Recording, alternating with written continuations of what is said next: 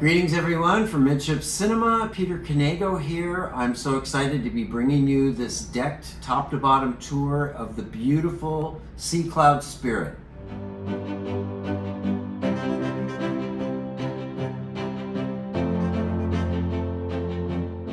In almost every aspect, the Sea Cloud Spirit is a ship of the Golden Age.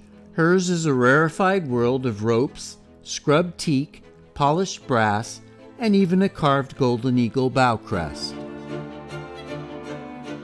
Rainbows seem to follow her, sometimes even two, and she is by far the most fetching ship in any of the ports she visits, unless her namesake, the 1931 built Legend, the Sea Cloud, happens to be there too.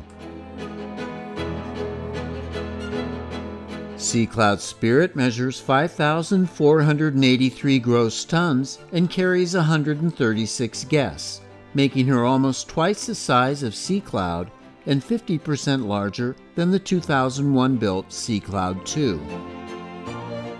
Each of these sail-assisted beauties has her own distinct style, and all three are ranked among the best luxury cruise ships in the world. Hull number 299 was completed in 2021 by the Metal Ships and Docks Shipyard at Vigo, Spain.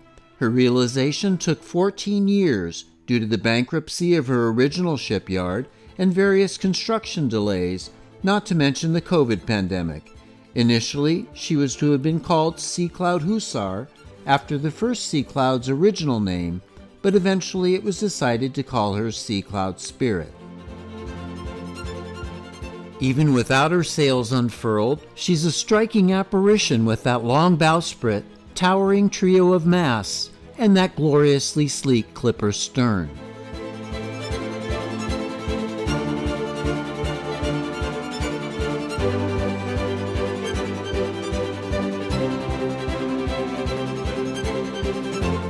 To unleash those 28 sails with their 41,000 square feet of billowing canvas, crew members scale up to 190 feet above the sea to untie lines by hand as their deckmates handle the ropes, capstans, and winches below. This is a time-honed ritual and tradition that is as nail-biting as it is fascinating to watch. Conditions permitting, the sails are unfurled every day at sea and then re-secured in an ongoing cycle that makes sailing with Sea Cloud such a unique and, dare I say, bucket list experience.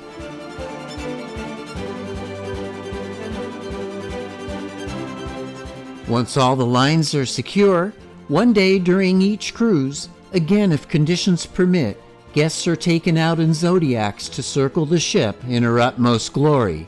For most, including yours truly, this is the crowning experience of a Sea Cloud cruise.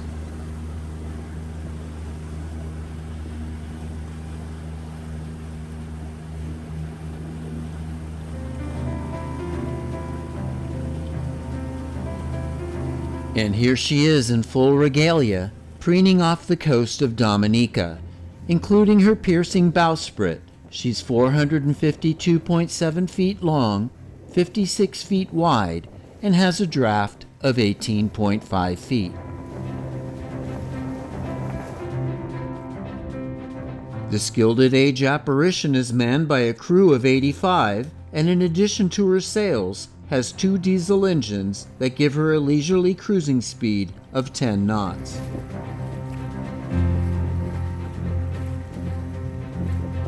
And now it's time to grab a welcome glass of champagne and board this ship, which is affectionately referred to as the Three by her crew. In addition to two stair towers, Sea Cloud Spirit has an elevator unlike her fleet mates. Let's head up to the uppermost of her four guest decks, Sun Deck.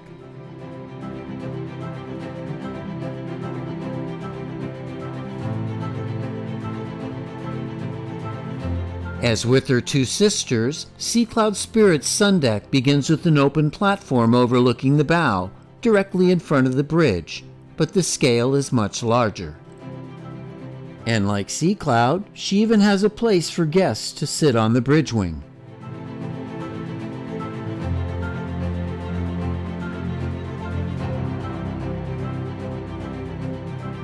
Early in the cruise, when the sails are first unfurled, this can be a busy part of the ship, and it's always a great vantage for the towering sails and views of the swirling sea.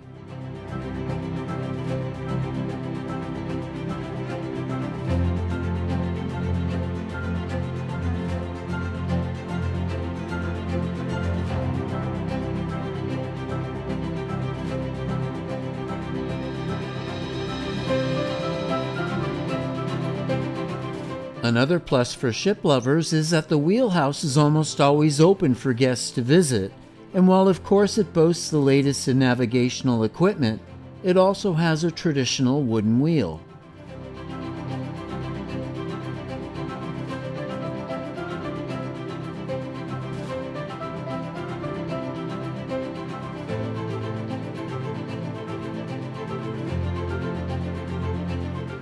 And at night it looks like the helm of a spaceship.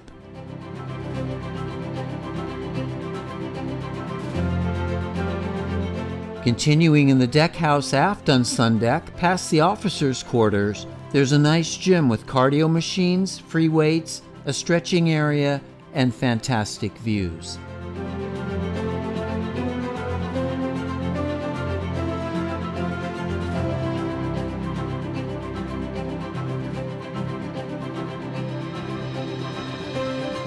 On midship Sundeck, there are plenty of places to look up and enjoy the view, from cushioned deck chairs and Balinese sunbeds.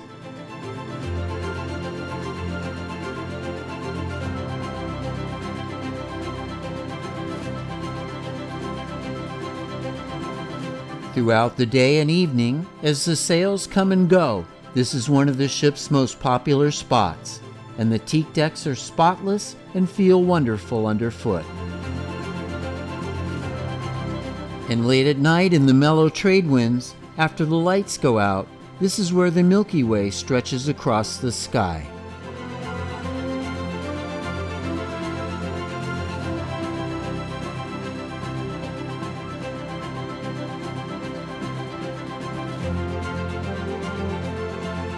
The forward portion of the next level, Lido Deck, is crew space, but at some point it is opened up so guests can have their King of the World Jack and Rose moment. There's also a nice view of the bowsprit as the seas gush below, and a lovely view of the face or forward superstructure of the ship.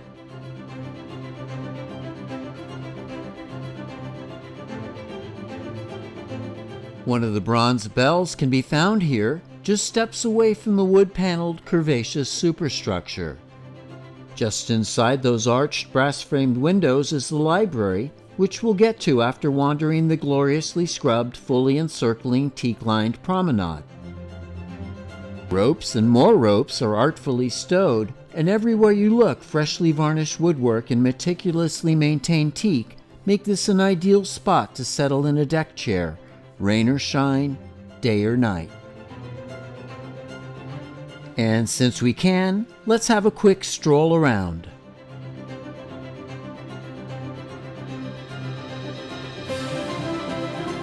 There we go. Now we can relax on the aft starboard side with the view of the pitons of St. Lucia before heading inside to see the library. Hamburg-based Partnership Design created the Sea Cloud Spirit's sumptuous interiors. With its wooden floor, cushioned wicker seating, and brass-framed windows overlooking the bow and to either side, the library is my favorite space on board. This is an intimate venue that recalls the winter gardens of the great transatlantic liners of the early 20th century.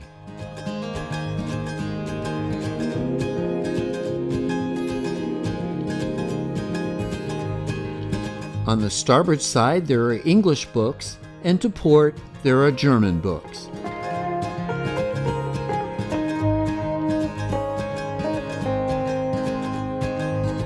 Also of note are two beautiful paintings of the original Sea Cloud in Hamburg and New York by Johannes Due. Here is the library's panorama of forward windows and a parting view before we head aft to visit a couple of Category C staterooms.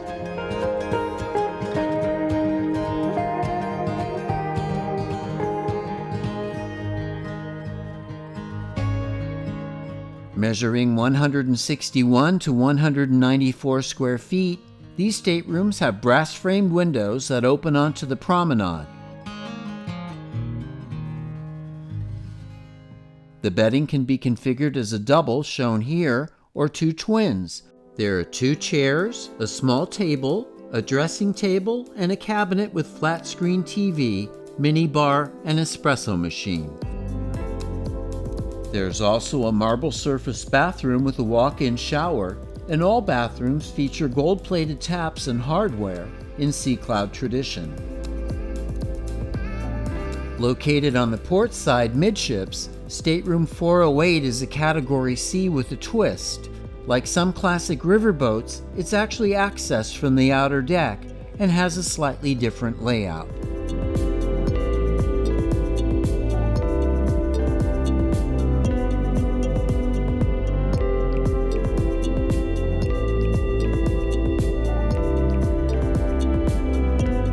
And now we'll head farther aft to the midships Lido deck lobby with its elevator and grand staircase, the forwardmost of the two main stair towers.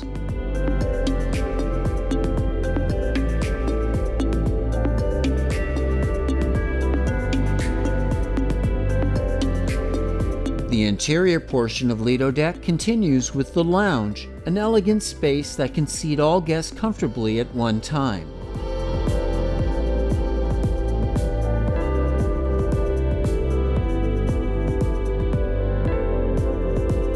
Near the aft entrance, there's a bar, and there's also a counter with water, coffee, teas, and cookies that passengers can grab before, during, and after functions here.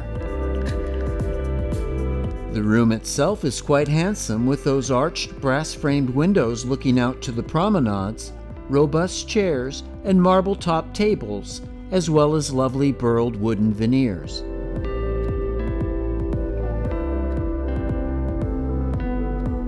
Up forward, there's a Steinway piano and a faux marble fireplace. During our recent cruise, this was the setting for presentations by the captain, excellent enrichment lectures about the Caribbean, and a wonderful history of the famed Sea Cloud by hostess Sabina in English and German. And now for what turned out to be the most popular venue during our balmy 8-night Caribbean cruise, the Lido Deck and Bar. This sheltered alfresco space is a quiet haven by day, fronted by a teak-lined bar that came to life each night.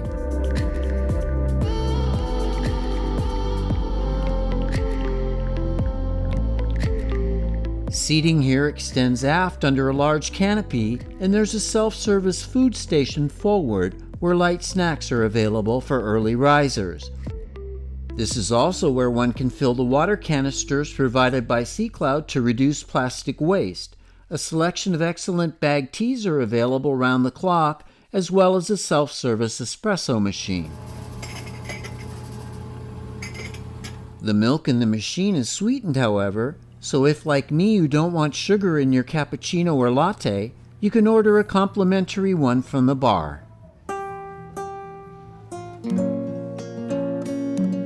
Each Sunday, weather permitting, a gala Sunday brunch with favorite breakfast and lunch offerings is served here, buffet style. For me, it was all about the excellent baked goods and artisan bread, although the chilled champagne was a nice touch. And here's more of the brunch spread as we wrap it all up with the salad bar and some sushi offerings. Meat courses like Iberico ham and locally sourced shellfish were key daily lunch components, along with the occasional pasta, accompanied with shavings from a glorious drum of Reggiano Parmesan.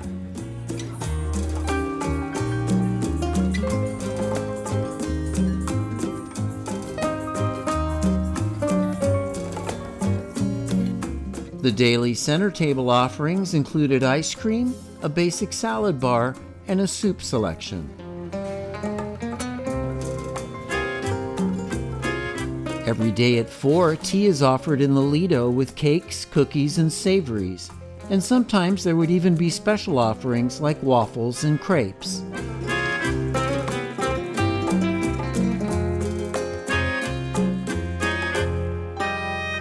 Because we were in the warm Caribbean, the captain's welcome and farewell receptions were held in the Lido versus the air-conditioned lounge. And again, because of our tropical climes, most dinners were also offered al fresco versus the underrated cool serenity of the restaurant directly below.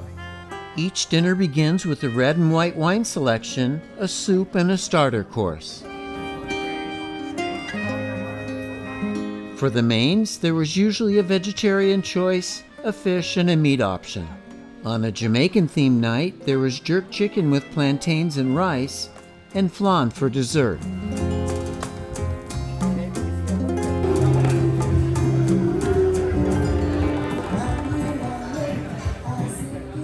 On one evening in port, there was local entertainment, and on another, the crew and staff collaborated for a festive sea shanty sing-along.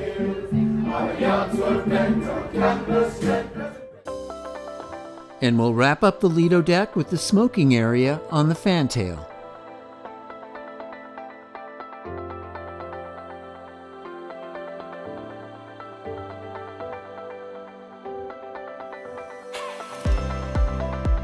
Passengers enter and debark at the reception lobby on the starboard side of aptly named Veranda Deck, which is home to the Sea Cloud Spirits Category A Veranda Suites and Category B Junior Veranda Suites.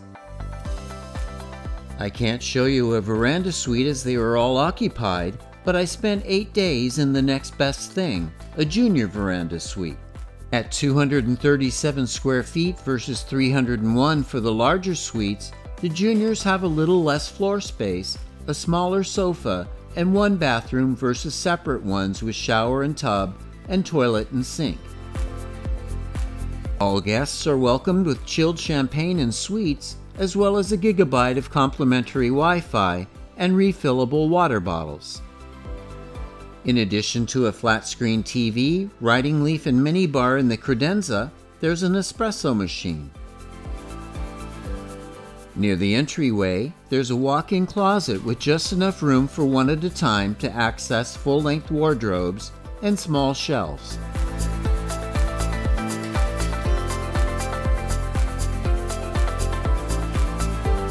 The marble-trimmed bathrooms have gold-plated taps and hardware, and a jacuzzi tub with one of those boutique hotel-style half dividers that guarantees splashing water on the floor. Luxurious L'Occitane and Provence amenities, including bath salts, are provided, along with plush bathrobes for use during the cruise. Because they're so close to the sea, the wonderful verandas have solid teak-trimmed balconies and teak decking with plenty of space for 2 cushioned deck chairs and a small table.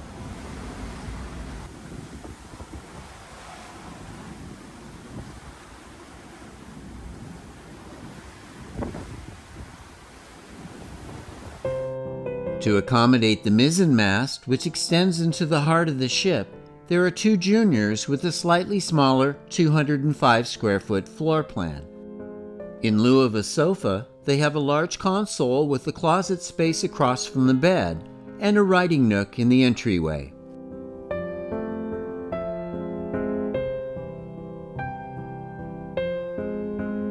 A nice highlight in each stateroom are the beautiful sailing ship oil paintings made with recycled sailing canvas by Hanke Bornertz.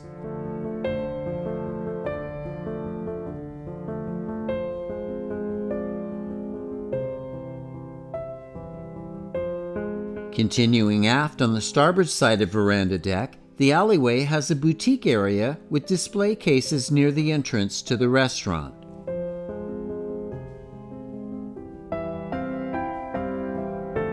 Furnished in shades of blue offset with wood veneers and brass accents, the handsome restaurant can accommodate all guests in one seating.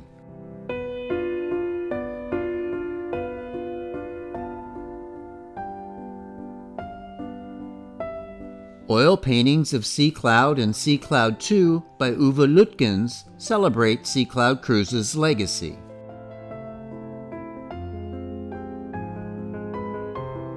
Again, because we were cruising in the subtropics, this lovely room is only used for 2 dinners and a buffet breakfast. And here are some of the daily breakfast buffet selections.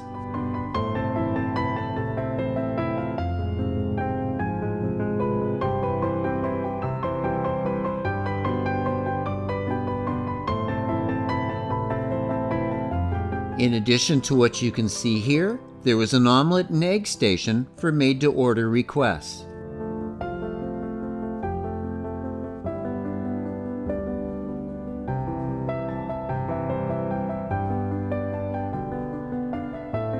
And once again, the baked goods, especially the artisan breads, were excellent.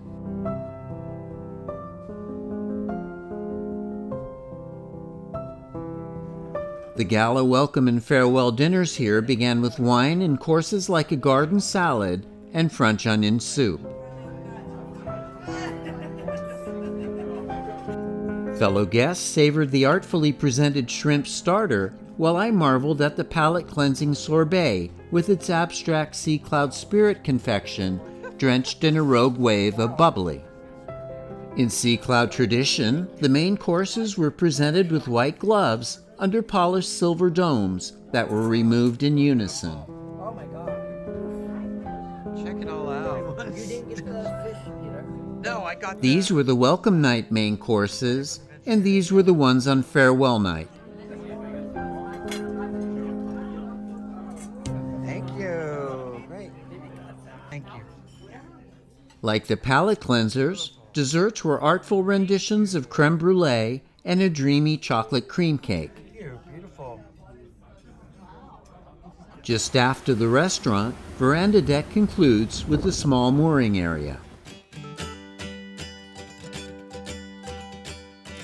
Sea Cloud Spirit's bottom level cabin deck features the most economical accommodations, including 26 226 square foot Category D deluxe staterooms with a sitting area beneath twin portholes and bathrooms with walk-in showers.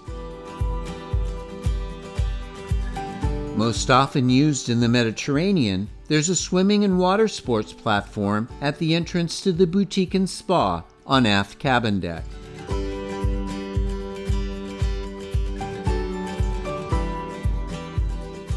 The spa has a beauty salon and 2 treatment rooms with a menu of massages available for a fee.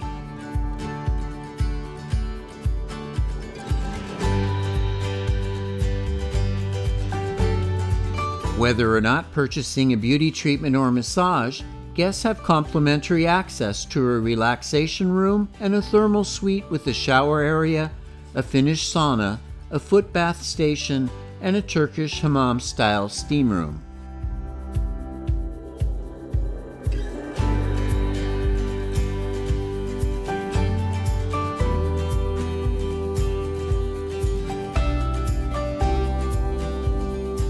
And for those who love a spotless engine room, guests are offered guided engine room tours once per cruise.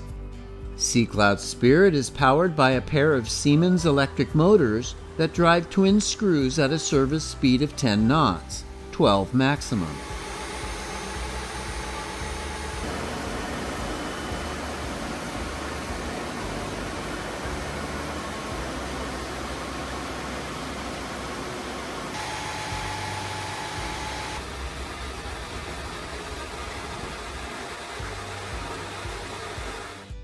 Well, thank you so much for watching. I hope you enjoyed this top-to-bottom deck tour of the glorious Sea Cloud Spirit.